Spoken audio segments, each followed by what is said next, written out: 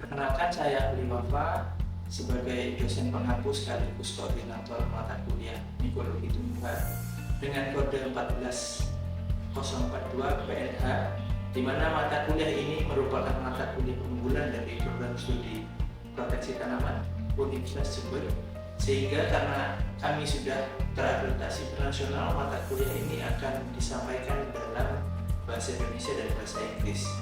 Nah, mata kuliah ini memiliki 4 capaian mata kuliah atau CPMK. Yang pertama yaitu mahasiswa harus mampu mengidentifikasi gangguan akibat cendawan atau fungi.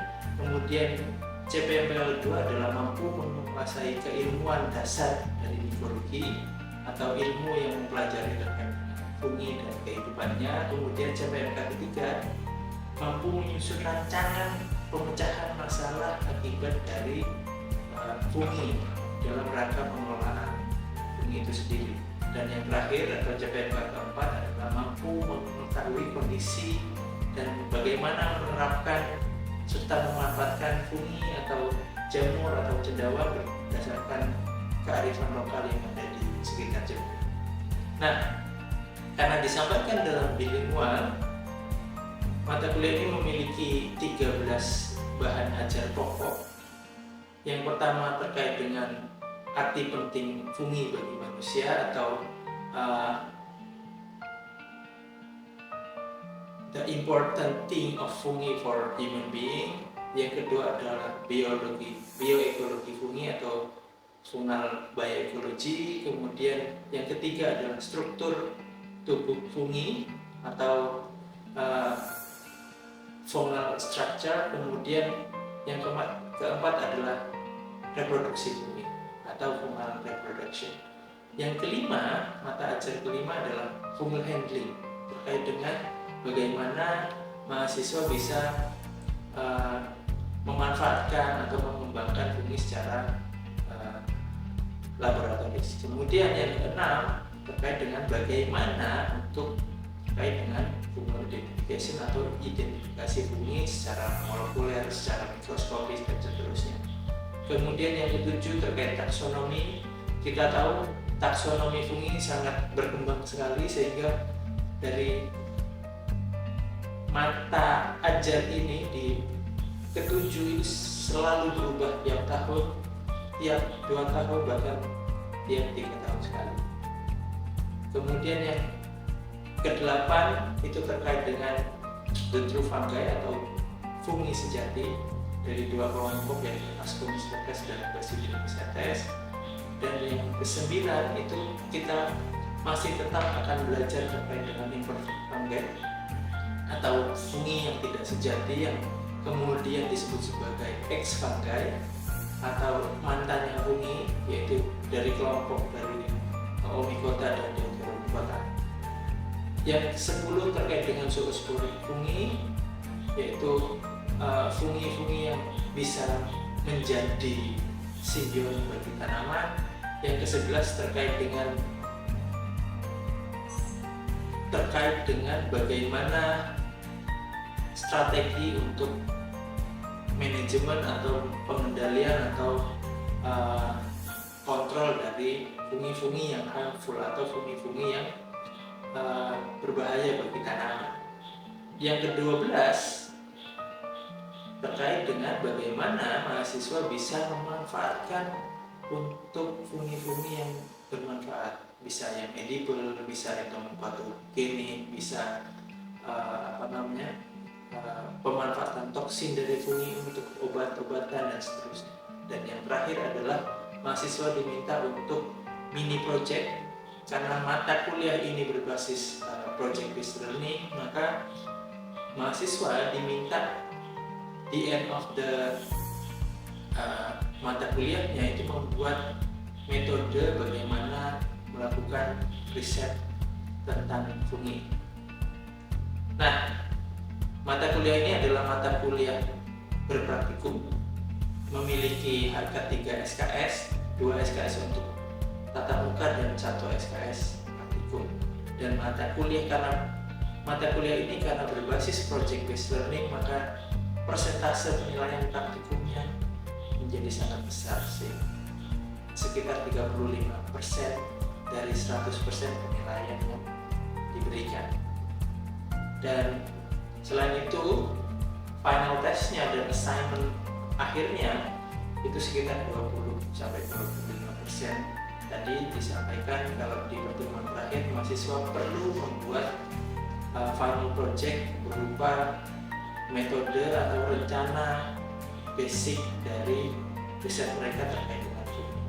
Mata kuliah ini diberikan di semester keempat sehingga memberikan wawasan mahasiswa untuk nantinya bagaimana dia akan mengambil riset-riset kemudian pengembangan fungi atau jamur, baik dari sisi tanaman, dari sisi kebergunaan atau pemanfaatan fungi itu sendiri, serta dari riset untuk pengelolaan hama dan penyakit berbasis fungi atau yang kemudian disebut sebagai agen pengendali hayati. Oke, selamat malam rekan-rekan kelas mikologi kelas E.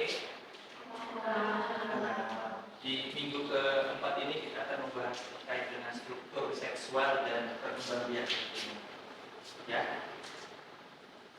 Kemudian ini adalah tujuan perkuliahan kita hari ini.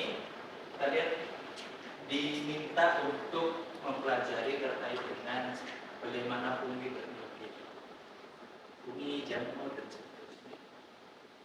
Kemudian bagaimana berkembang biak, bagaimana menggelar diri, bagaimana strukturnya, dan seterusnya. Ya.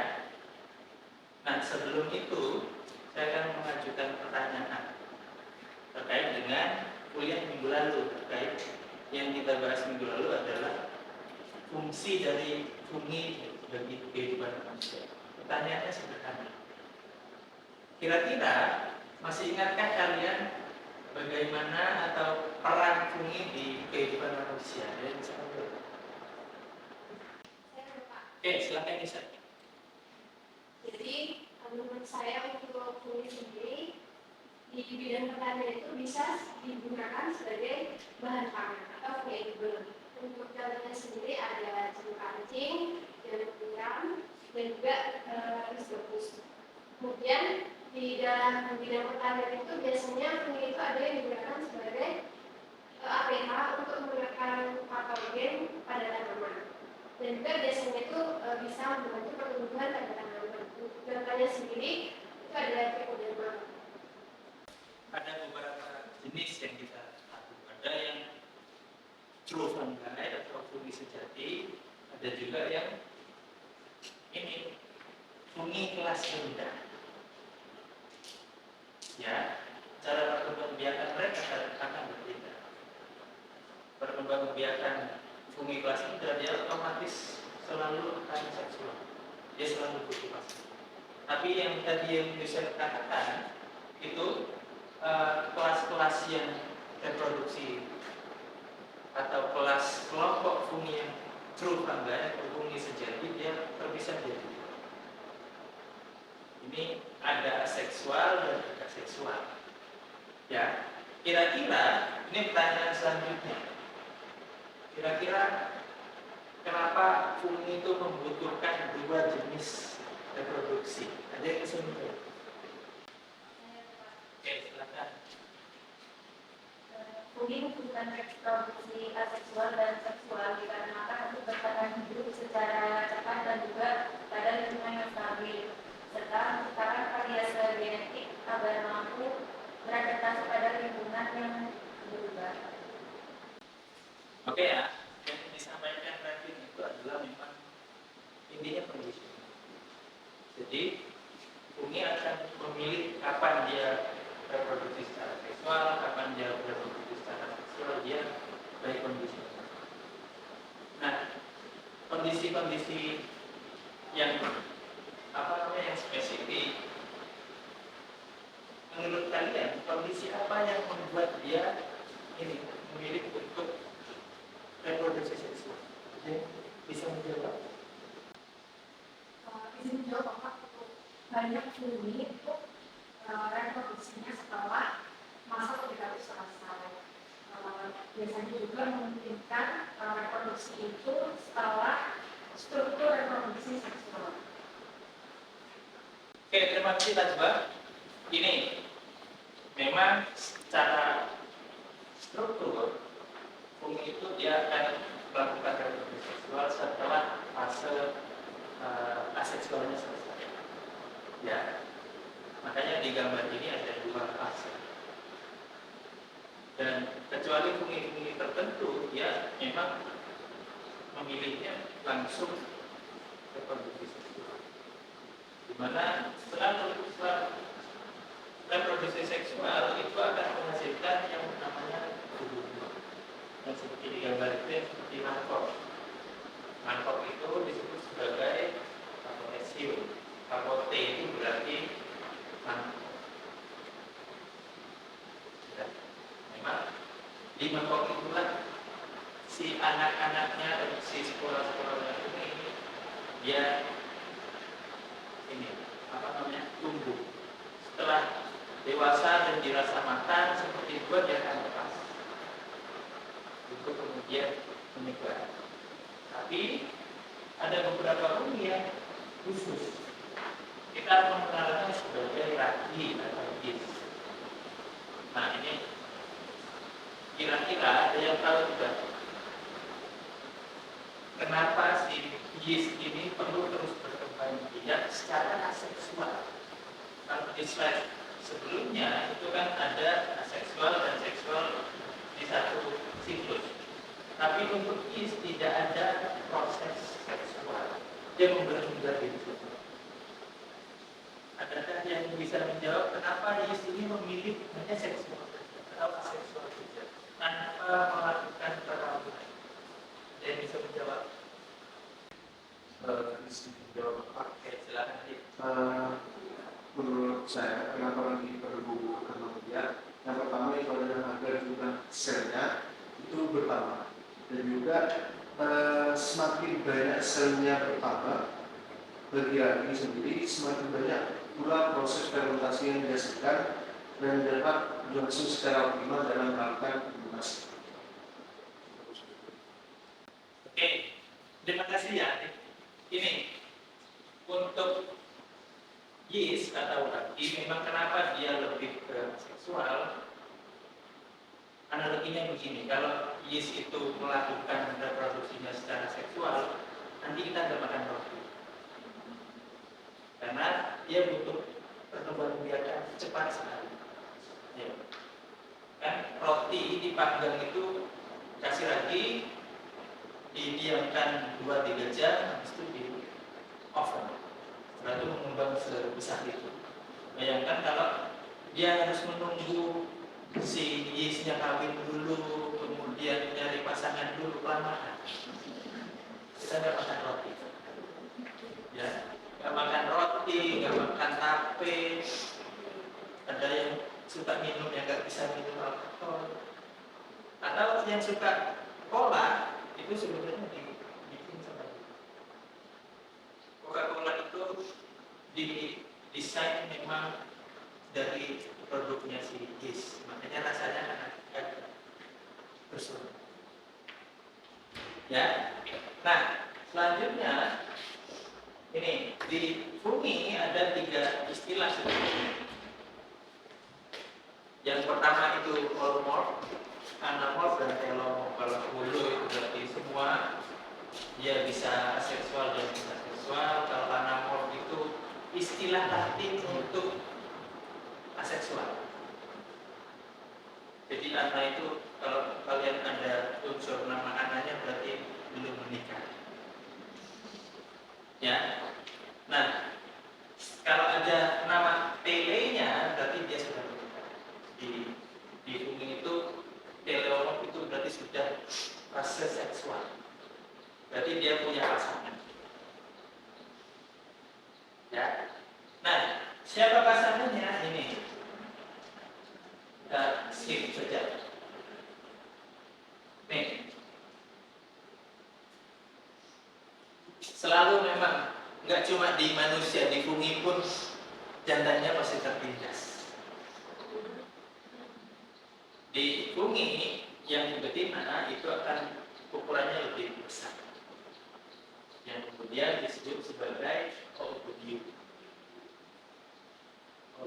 fungi itu adalah fungi tapi betina yang kemudian menerima donor,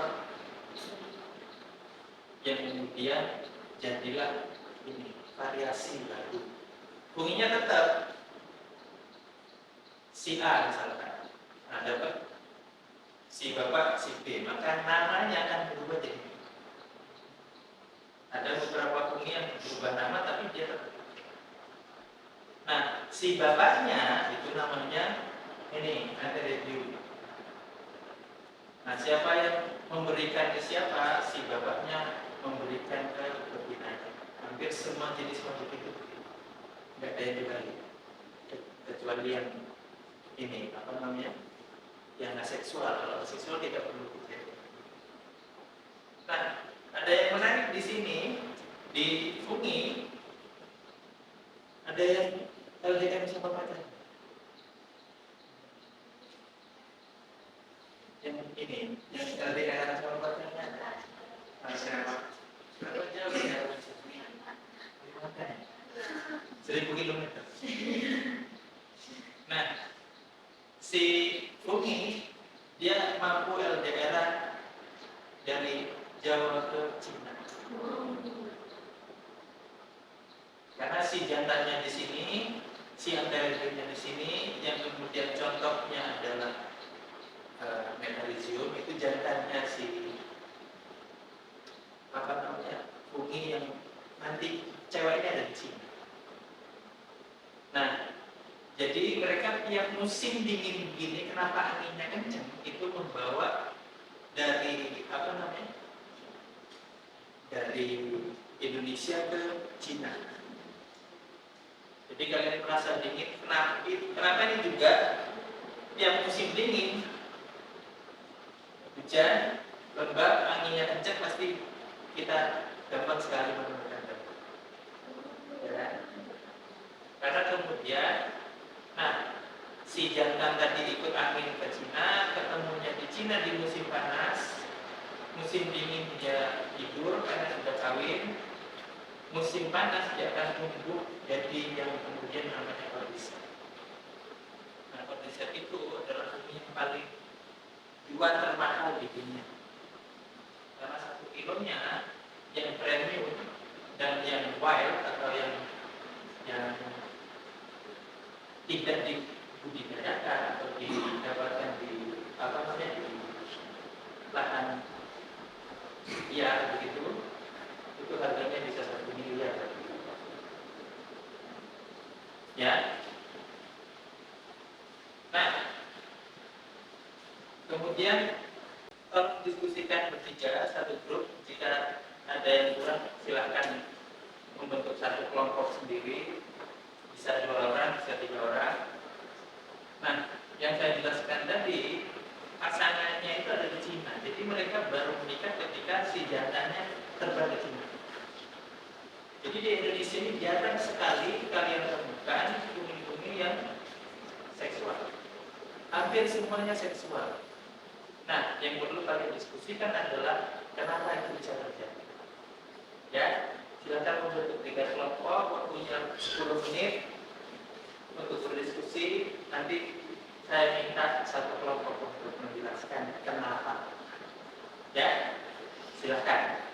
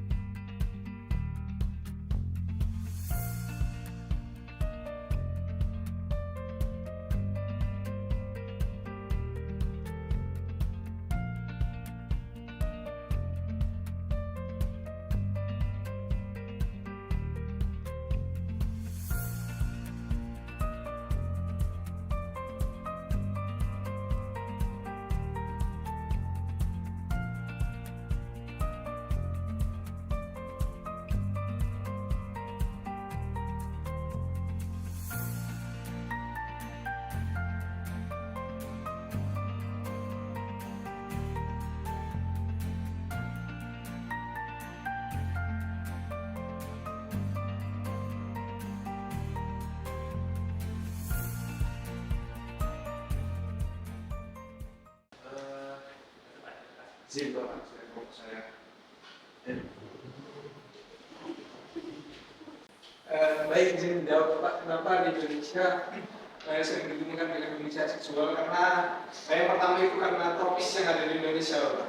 Dengan kondisi iklim yang ada dengan kondisi iklim yang ada di Indonesia, dengan suhu yang cukup tinggi, dengan suhu yang konsisten 25 sampai 30 derajat dan kelembaban yang cukup tinggi, ini dapat menguntungkan kepada bumi untuk reproduksi seksual karena kondisi-kondisi tersebut Bapak, sehingga dapat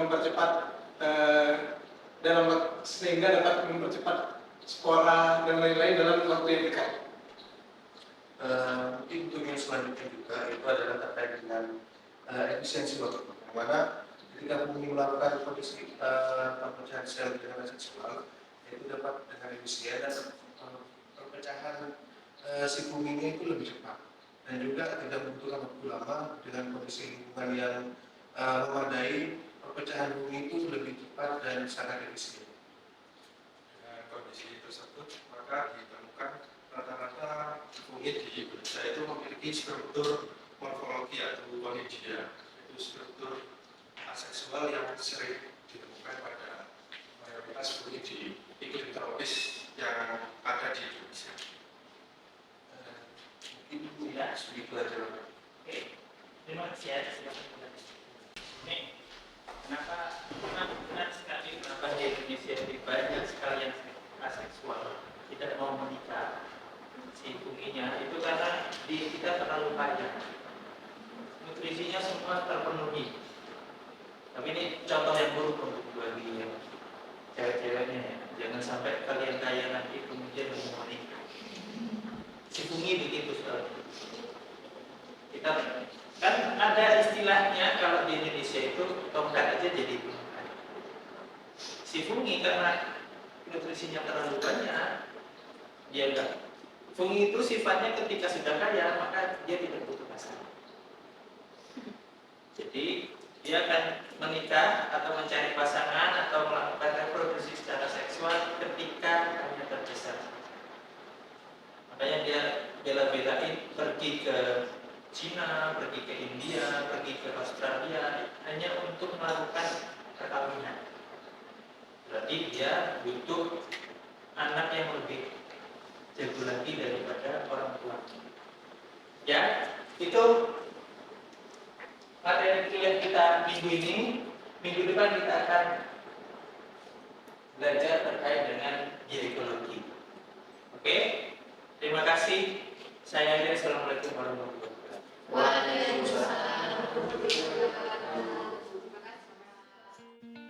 Demikianlah gambaran pembelajaran mata kuliah ginekolog PNH 1402, di mana mata kuliah ini mempelajari terkait dengan pemanfaatan fungi dan pengelolaannya, sehingga diharapkan melalui mata kuliah ini rekan-rekan mahasiswa dan peneliti yang lain bisa meningkatkan pemahaman dan meningkatkan rasa kepemilikan dan rasa pengembangan fungi untuk masa depan.